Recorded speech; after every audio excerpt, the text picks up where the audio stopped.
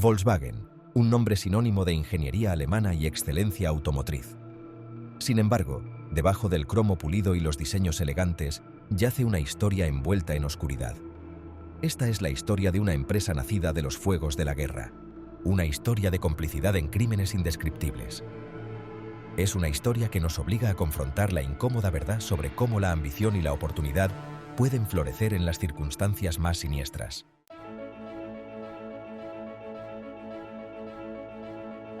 La historia de Volkswagen es de marcados contrastes. Un viaje desde lo más profundo de la historia humana hasta la cima del éxito automotriz. Es una historia de redención, aunque siempre ensombrecida por los fantasmas de su pasado.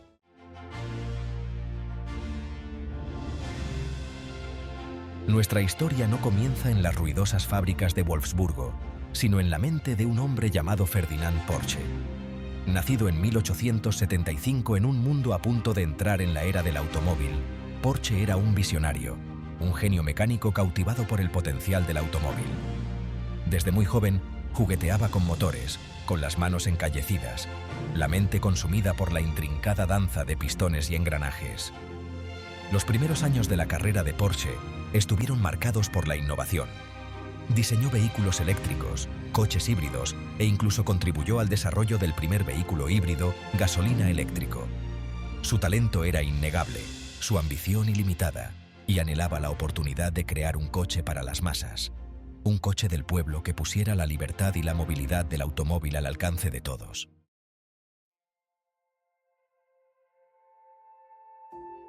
Hitler, un astuto manipulador de la percepción pública, comprendió el poder del simbolismo. Sabía que para cautivar realmente al pueblo alemán, necesitaba ofrecerle algo más que retórica y promesas vacías. Necesitaba un símbolo tangible de progreso, algo que representara la visión nazi de una Alemania moderna y próspera. Este símbolo, decidió, sería el Volkswagen, el coche del pueblo.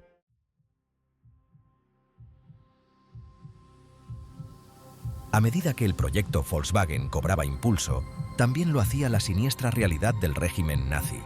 La verdadera naturaleza del régimen, enmascarada por la propaganda y las promesas de prosperidad, era cada vez más difícil de ignorar. La persecución de judíos, opositores políticos y otros grupos minoritarios se intensificó, y la oscura sombra del Holocausto comenzó a cernirse sobre Europa.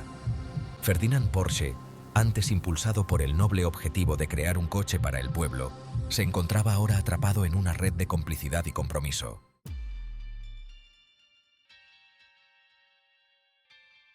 A medida que las oscuras nubes de la Segunda Guerra Mundial se cernían sobre Europa, la fábrica de Volkswagen en Wolfsburgo experimentó una escalofriante transformación. El sueño de producir un coche del pueblo se desvaneció, reemplazado por las urgentes demandas de la maquinaria de guerra nazi. La planta de producción, antes concebida como un hervidero de innovación y progreso, se convirtió en una línea de montaje de instrumentos de guerra. La destreza de ingeniería de Volkswagen, alimentada por el genio de Ferdinand Porsche, se dirigió entonces a satisfacer las necesidades del ejército alemán. El icónico escarabajo, con su robusto diseño y su eficiente motor, demostró ser sorprendentemente adaptable a los fines militares. Versiones modificadas, despojadas de su alegre pintura y equipadas con neumáticos resistentes y chasis reforzados, se desplegaron en varios escenarios bélicos.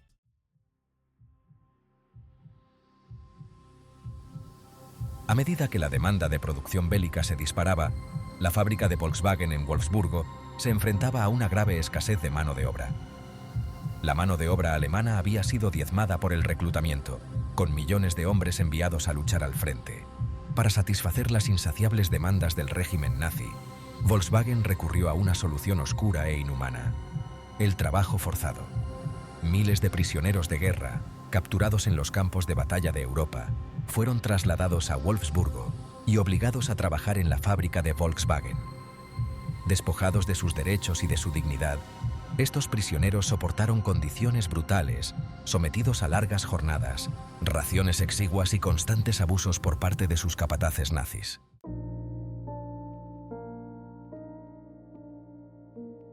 La magnitud del sufrimiento padecido por los trabajadores forzados en la fábrica de Volkswagen durante la Segunda Guerra Mundial sigue siendo un capítulo oscuro en la historia de la empresa. Estos trabajadores, arrancados de sus hogares y obligados a trabajar en condiciones inhumanas, vivieron una pesadilla diaria.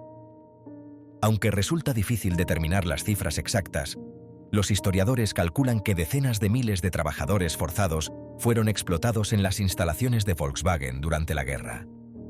Estos individuos, provenientes de diversos países ocupados, fueron sometidos a jornadas laborales extenuantes y a un trato brutal. Muchos miles perecieron a causa del hambre, las enfermedades, el exceso de trabajo o la brutalidad directa. Las condiciones eran tan severas que la esperanza de vida de estos trabajadores era alarmantemente baja. Después de la guerra, mientras el mundo se enfrentaba a los horrores del Holocausto, se revelaron las atrocidades cometidas en las fábricas alemanas, incluyendo Volkswagen. La liberación de los campos de concentración y la exposición de los crímenes nazis sacudieron al mundo entero. La fábrica de Volkswagen, antaño símbolo de la ambición nazi, se convirtió en un crudo recordatorio de los crímenes del régimen. Los emblemas nazis y la maquinaria de guerra que una vez produjeron, ahora eran testigos mudos de un pasado oscuro. La devastación de la guerra dejó a Alemania en ruinas, y la fábrica de Volkswagen no fue la excepción. Sin embargo, este lugar, marcado por el sufrimiento, también se convirtió en un símbolo de la necesidad de reconstrucción y redención. La empresa, ahora bajo el control de las fuerzas aliadas, fue sometida a una estricta supervisión. Los oficiales aliados inspeccionaron las instalaciones, buscando justicia para los crímenes cometidos y asegurándose de que la historia no se repitiera. Volkswagen recibió el encargo de reconstruir sus operaciones, no solo para revitalizar la economía alemana, sino también para enfrentar su pasado. La reconstrucción fue un proceso largo y arduo, lleno de desafíos tanto técnicos como morales. La empresa tuvo que enfrentarse a su complicidad en las atrocidades de la guerra, y este proceso de introspección y reparación fue fundamental para su transformación. Hoy, Volkswagen sigue siendo un recordatorio de cómo una empresa puede resurgir de las cenizas de su pasado, aprendiendo de sus errores y trabajando hacia un futuro más justo y humano.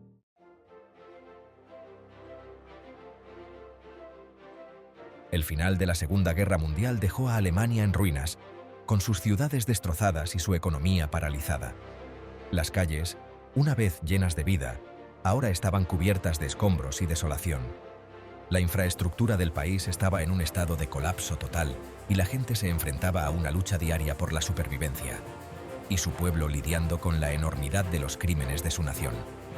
La fábrica de Volkswagen en Wolfsburgo, antaño símbolo del poderío industrial nazi, era ahora un cascarón bombardeado, con un futuro incierto. Los edificios estaban en ruinas y la maquinaria, que alguna vez fue el corazón de la producción, estaba destruida o inutilizable. Las fuerzas aliadas, ahora al mando de Alemania, se enfrentaban a una tarea abrumadora: reconstruir una nación destrozada por la guerra.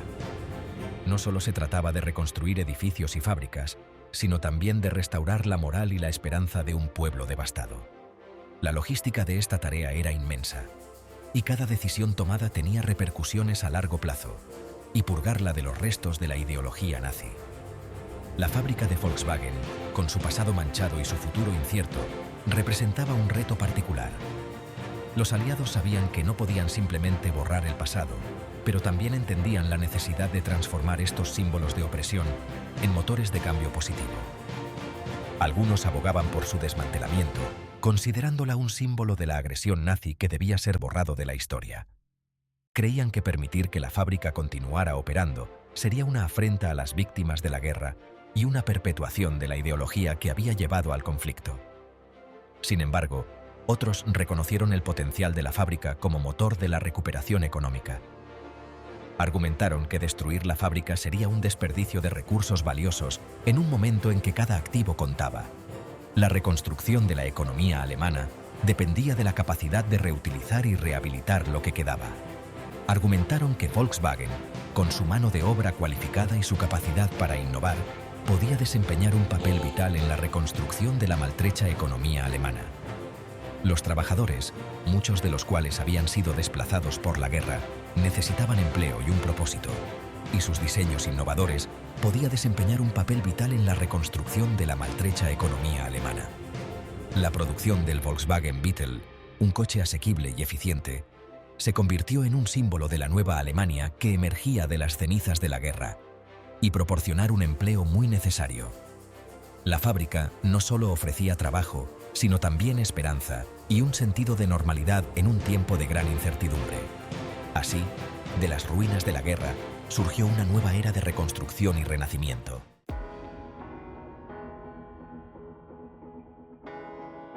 En el corazón del renacimiento de Volkswagen después de la guerra estaba el escarabajo, el coche que una vez fue símbolo de la ambición nazi, pero que ahora se convertiría en un emblema de la ingenuidad y la resistencia alemanas.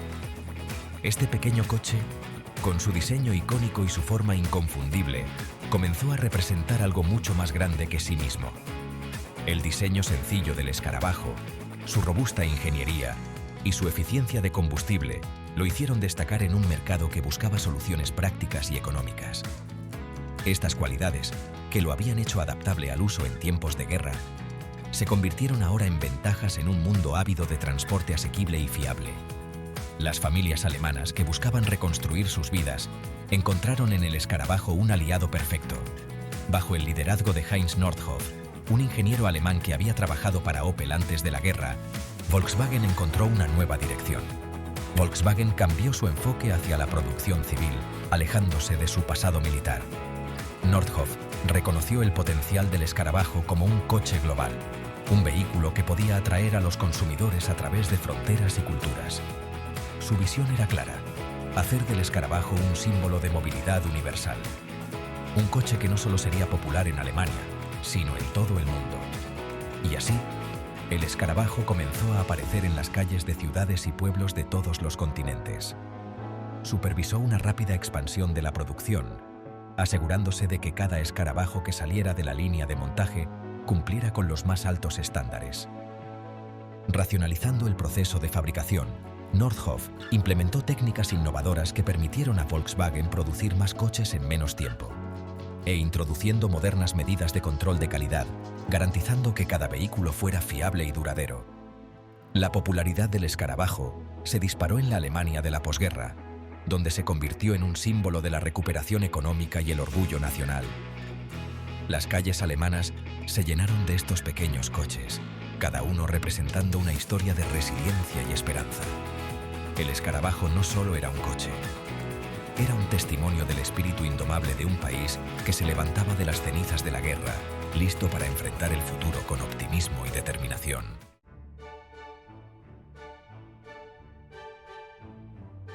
El éxito del escarabajo sentó las bases para la transformación de Volkswagen de una empresa con un pasado turbulento a un gigante automovilístico global.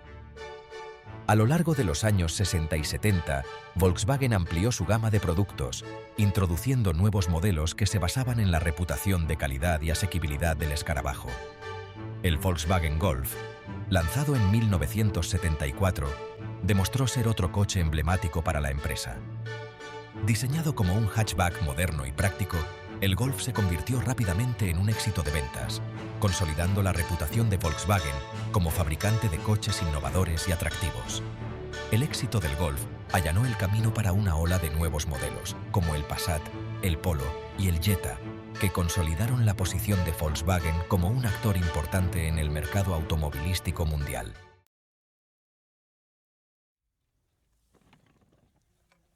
Hoy en día, Volkswagen es un titán en la industria automovilística mundial. La empresa, antaño sinónimo de un único e icónico coche, se ha convertido en un conglomerado multinacional que produce una amplia gama de vehículos bajo numerosas marcas. El alcance de Volkswagen se extiende mucho más allá de sus raíces alemanas, con plantas de fabricación y concesionarios repartidos por todo el mundo, desde América hasta Asia.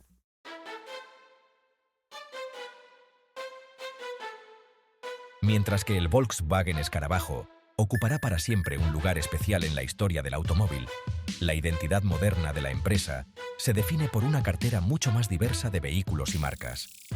A lo largo de las décadas, Volkswagen ha expandido estratégicamente su alcance, adquiriendo marcas de renombre y estableciéndose en varios segmentos del mercado.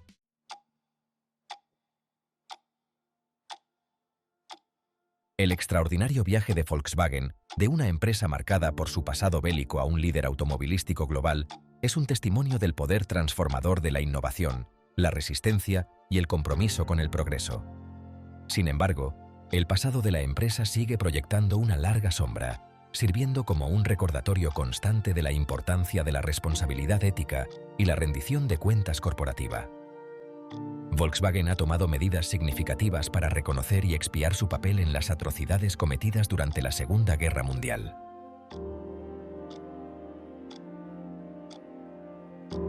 La historia de Volkswagen no es sencilla. Es una narración tejida con hilos de innovación y explotación, resistencia y arrepentimiento. Desde sus controvertidos orígenes en el corazón de la Alemania nazi hasta su estatus actual como gigante automovilístico global, la trayectoria de Volkswagen refleja las complejidades de la propia historia, donde los momentos de oscuridad y luz a menudo se entrelazan.